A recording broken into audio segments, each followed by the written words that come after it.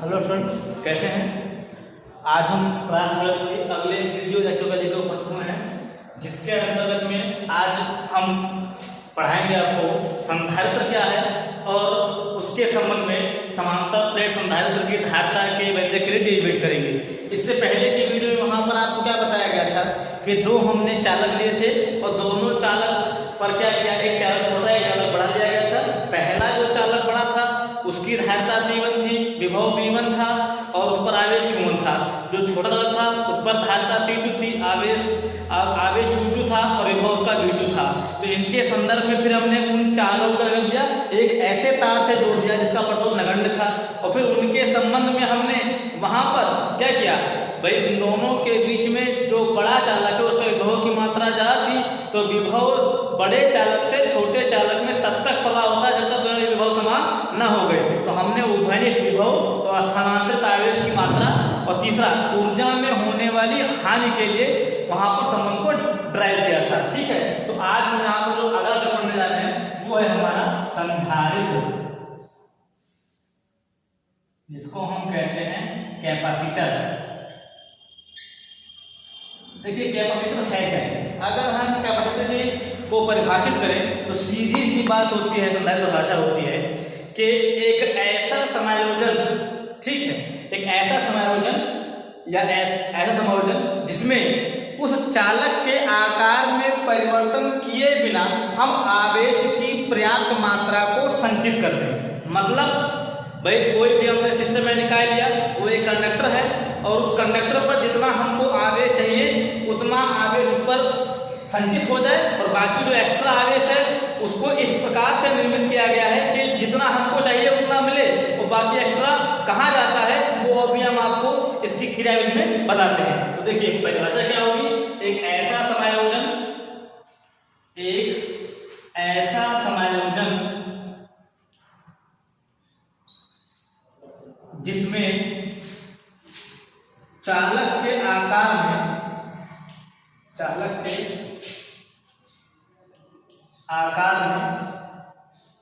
परिवर्तन किए बिना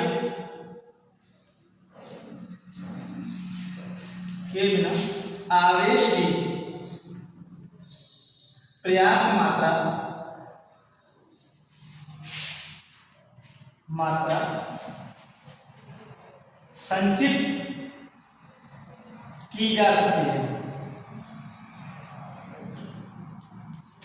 संधारित्र कहलाता है।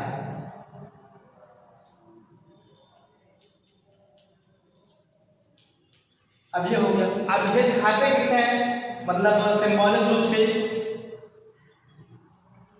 संधारित्र को दो समांतर प्लेटें ली जाएंगी, इस को इस सिंबल के द्वारा दर्शाते हैं। अगर यहां मान लिया जाए हम एक ऐसे कंडक्टर को लेते हैं जो परिवर्ती हो, वेरिएबल हो, मतलब ऐसा संधारित्र जहां पर उसके कैपेसिटेंस की जो क्षमता है वो क्या हो, चेंज होती रहे, वेरिएबल हो, परिवर्ती संधारित्र, तो उसको दिखाएंगे हम इस सिंबल से। जान लीजिए थोड़ा सा, ये पता लगे आपको, ये आपका क्या है, परिवर्ती संधारित्र। ठीक है, तो अब यहाँ पर बात ये होती है कि संधारित्र है क्या। देखिए अगर हम यहाँ पर दो समांतर प्लेटें हैं, ठीक है, इन दो समांतर प्लेटों को मान लिया जाए, यहां पर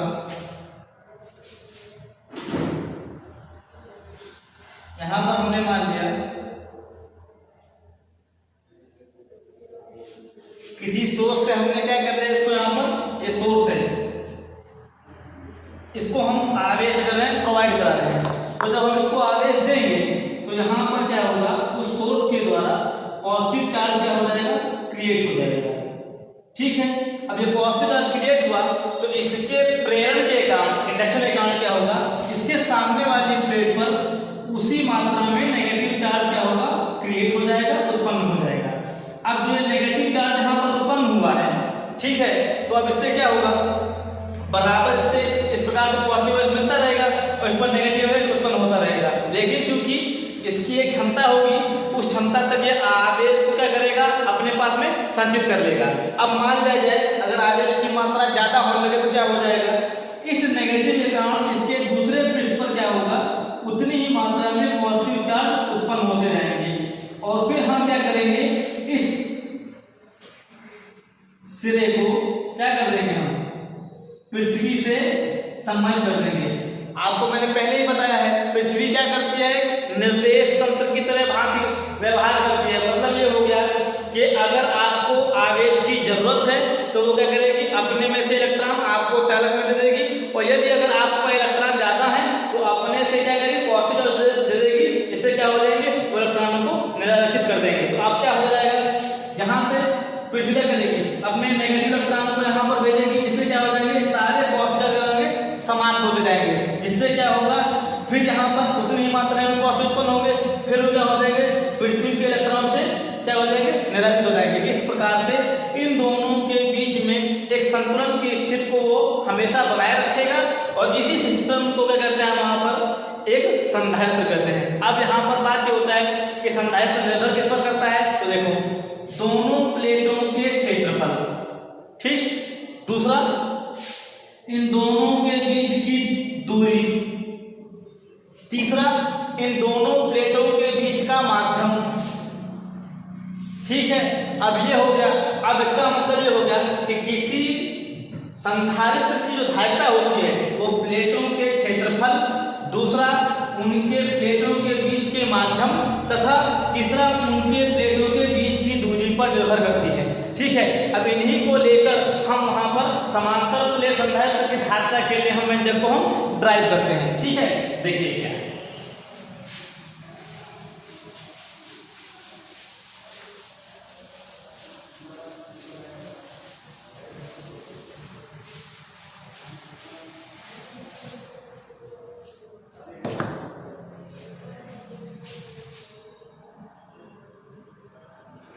समांतर प्लेट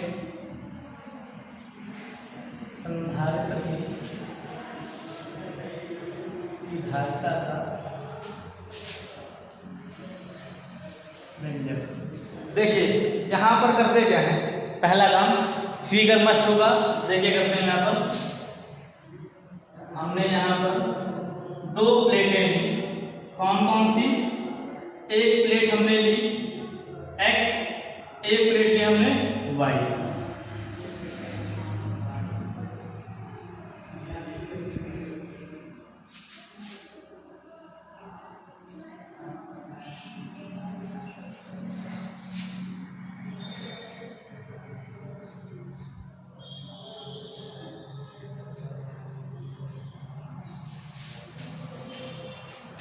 ये हो गया।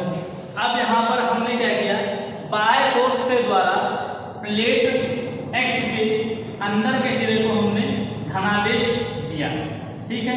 अब धनावेश दिया तो आप जानते हैं, चूंकि इसके सामने वाले जो प्लेट है उसके अंदर भाग में क्या होगा, प्रेरण इलेक्ट्रॉन क्या हो जाएगा, उतने ही नेगेटिव चार्ज क्या हो जाएंगे, क्रिएट हो जाएंगे, उत्पन्न हो जाएंगे, ठीक है। अब यहाँ पर क्या होगा, क्रिएट हो गए। तो आप जानते हैं अगर हम यहाँ पर वैद्युत क्षेत्र की बात करें तो वैद्युत क्षेत्र कहाँ से कहाँ की ओर होता है, आपको पता है, सॉरी पॉजिटिव के कारण नेगेटिव उत्पन्न होगा।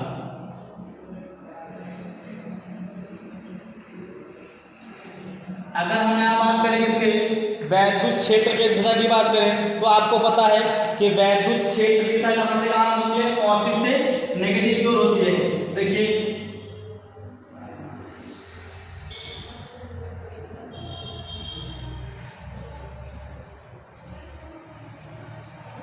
तो देखिए डायरेक्शन ये हो गया, ठीक। अब इसके लिए अगर हम भाषा लिखें तो भाषा यहाँ पर क्या लिखी जाएगी वो समझें, यहाँ पर ध्यान से देखिए क्या करते हैं। यहाँ पर मानेंगे, माना x और y दो समतल प्लेटें हैं, ठीक है, जो एक दूसरे से 3 मीटर की दूरी पर क्या है, स्थित है। इन दोनों प्लेटों के बीच के माध्यम का परावर्तन क्या है, k है, ठीक है, और k है, ठीक, तथा प्रत्येक प्लेट पर आवेश पृष्ठ घनत्व क्या है, सिग्मा है। अतः दोनों प्लेटों के बीच में हमें क्या करना है, धारता की वैल्यू की गणना करनी है। तो मान लेते हैं कि इसे किसी बायस फोर्स के द्वारा पॉजिटिव चार्ज दिया जाता है और जिसके कारण यहाँ नेगेटिव उत्पन्न होते हैं, तो फिर क्या हो जाएगा, इस नेगेटिव के कारण क्या होगा, यहाँ पॉजिटिव उत्पन्न होंगे और वो पॉजिटिव क्या होंगे, पृथ्वी के द्वारा आने वाले इलेक्ट्रॉनों से क्या हो जाएंगे, निराकर्षित हो जाएंगे। ठीक है, अब इस प्रकार से अगर हम यहाँ पर बात करें, आपने गॉस के प्रमेय नहीं पढ़ा है तो वहाँ बताया जाएगा, पढ़ाऊंगा, समांतर प्लेट की चादरों के बीच में अगर वहां पर वैद्युत क्षेत्र की तीव्रता की बात की जाए, ठीक है, तो वैद्युत क्षेत्र की तीव्रता होती है उनके बीच में E बराबर सिग्मा अपान एप्सिलॉन नॉट। तो यहाँ पर भाषा के लिए क्या लिखेंगे, देखिए समांतर, चूंकि समांतर चादरों की, एक बात ध्यान दीजिएगा, उसके जो भाषा लिखनी है उसको मैं बोल चुका हूँ, क्या करने के देखना समझ ध्यान से। समांतर चादरों की प्लेटों के बीच वैद्युत क्षेत्र की तीव्रता क्या होता है, E बराबर सिग्मा अपान एप्सिलॉन नॉट। ये आपका हो गया। ठीक है, चूंकि चादरों के बीच माध्यम का परावैद्युतांक क्या है, के, अतः E बराबर क्या हो जाएगा, सिग्मा अपान एप्सिलॉन नॉट के। ये हो गया। अब आप जानते हैं, चूंकि किसी हम छड़ की बात करते हैं तो छड़ पर आवेश प्रतिरोध क्या होता है, सिग्मा होता है, तो इसका क्षेत्रफल ये होगा, तो क्या हो जाएगा, अतः आवेश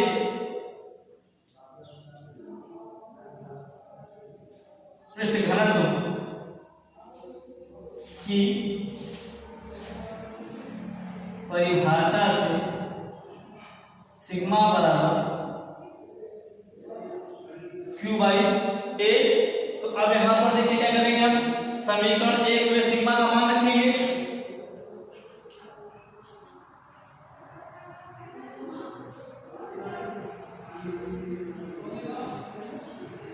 क्या हो जाएगा, E बराबर सिग्मा के यहाँ पर Q के नीचे हो गया, तो क्या हो जाएगा, K एप्सिलॉन नॉट A। ये इतना हो गया। अब यहाँ पर देखिए तो बता रहे हैं, अब इसके बाद में हमने यहाँ पर याद कर लिया। आप देखिए, चूंकि दोनों प्लेटों के बीच की दूरी, दोनों प्लेटों के बीच की दूरी D है और वैद्युत क्षेत्र की तीव्रता क्या है आपकी, E है।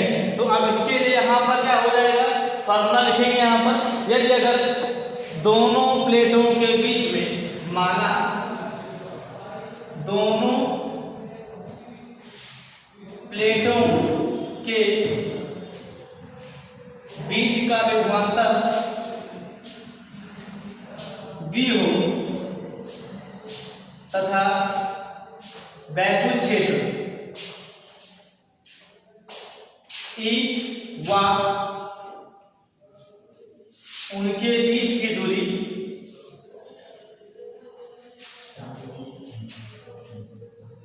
D हो, तो क्या हो जाएगा, सीधे देखिए E बराबर B बाई D। ठीक है, तो अब यहां पर ये हो गया, तो V बराबर V बराबर क्या होगा, ED। तो ये होगा समीकरण नंबर 2। तो क्या करेंगे, समीकरण नंबर 2 में E का मान रखने पर, E का मान रखने पर कितना हो जाएगा, V बराबर E का मान कितना है, Q के epsilon not A into D ऊपर हो गया। अब ये हो गया। अब यहाँ पर बात करते हैं किसकी, बात यहाँ हम करेंगे करेंगे संधारित्र की धारिता की परिभाषा के अनुसार।